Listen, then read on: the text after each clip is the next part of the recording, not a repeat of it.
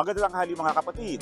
Naglabas ng piso sale ang ilang airlines domestic at international flights. Ibig sabihin, mas mura nyo nang mabibili ang plane ticket para sa dream destination nyo.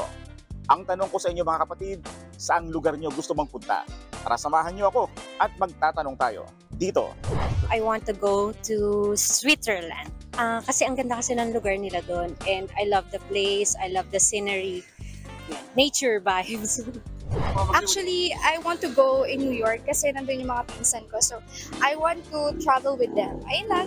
Saang lugar gusto mong pumunta? Hong Kong. Bakit doon? Gusto kong ma-try man lang ang Disneyland. Sa ganitong tanda ko, hindi ko pa siya napuntahan.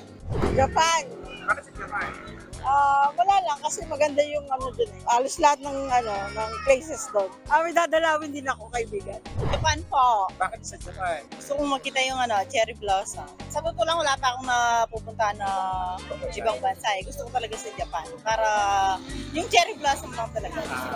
Ako ang inyong hani ng bayan, ang tunay at nag-iisang pantanggal umay sa pananghalian.